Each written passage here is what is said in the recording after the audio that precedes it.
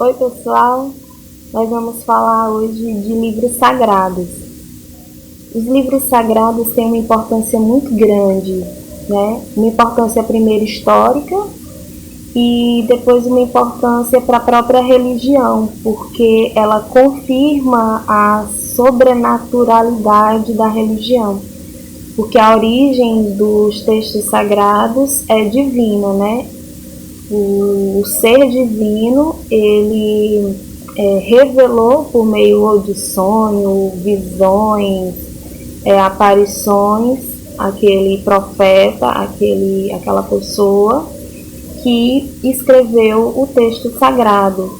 Então, o livro sagrado ele vai ser ali o centro da tradição religiosa, né? E ele é muito respeitado, porque ele tem essa experiência religiosa sagrada.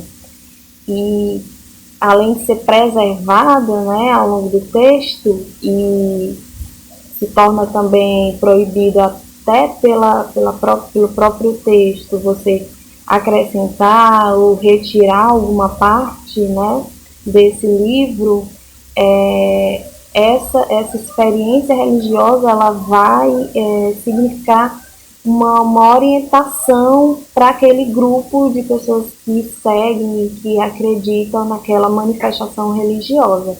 Principalmente vai ser a orientação seu principal foco, né?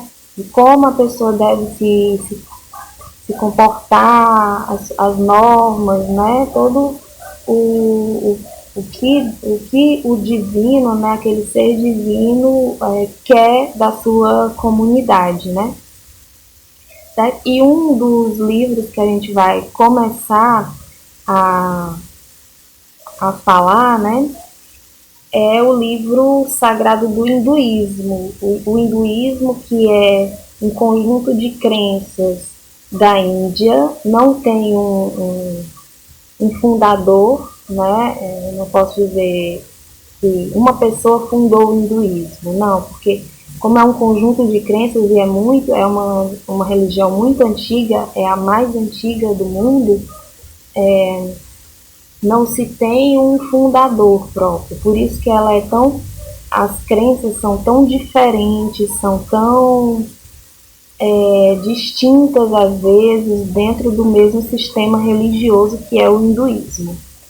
E o hinduísmo ele se baseia aí no livro, o livro mais antigo religioso, que é os Vedas, né? Esse livro sagrado dos hinduístas. E nele se encontra 4 coleções, né, de hinos, textos ritualísticos, orações, certo? Um deles, o mais sagrado de todos, é o Rig Veda, né? Mas tem outros. E aí Veda significa saber, significa conhecimento. Existe também a divisão em 2 partes dos Vedas, que são aqueles textos que foram só ouvidos, né?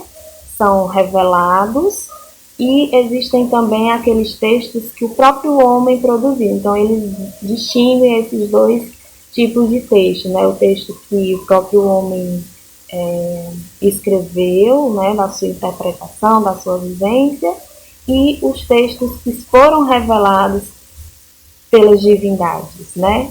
O hinduísmo é uma religião que eles contam, né? A lenda diz que tem 3.333 deuses. Por que esse monte de deuses, né? Porque o número 3 é um número simbólico que o início, né? A origem do hinduísmo veio a partir da trindade, né? De 3 deuses chamados Brahman, Vishnu e Shiva. Brahman como Deus criador, Vishnu como Deus que é mantenedor, que mantém ali alguns aspectos do mundo por um tempo, e Shiva, que é o destruidor, né? Então as coisas, se você pensar as coisas, todas as coisas do mundo, elas nascem, permanecem um tempo e depois morrem. Então, essa dança do universo é demonstrada, é representada a partir dessa trindade, desses três deuses, né? E aí a gente falou também um pouquinho sobre o deus Indra, que a partir desses três deuses é que os outros deuses foram surgindo, né, dessa genealogia, né, dessa mitologia, a gente pode chamar, né, hinduísta. E Indra é uma reencarnação do deus Brahma, né, e na história, né, permitiu a entrada, o Indra, né, ele permitiu a entrada dos outros deuses, né, do panteão de deuses hindus no mundo, e o Indra conta a história de um deus que se viu com o ego muito exaltado e depois baixou um pouquinho a bola e voltou para o seu bom senso, para o seu mundo real, né? Conta-se que ele quis, né, pela sua grandiosidade, ele quis construir um palácio muito grandioso igual ele estava se sentindo, né, aquele deus tremendo, e ele pediu para o construtor, né, carpinteiro e tal, construir aquele palácio grandioso, e ele viu que não ia ter fim aquilo ali. Né? O construtor disse, se eu ficar aqui, eu vou passar a minha eternidade construindo, e o Indra vai me pedindo, Deus Indra vai me pedindo tantas coisas a mais, e eu nunca termino. E aí ele pediu a ajuda dos deuses Brahma e Vishnu. E eles se disfarçaram, né? Um se disfarçou de criança, o outro de velho. E aí foram mostrando para o deus Indra que aquilo ali não tinha sentido, porque você, mesmo que você seja um deus muito grandioso, para que você construir um palácio grandioso se você sabe que aquilo não é permanente, porque tudo está em transformação, né? Tudo que se cria permanece um tempo, mas depois morre, depois se acaba. Então, para que construir um palácio grandioso se no final das contas ele não vai existir?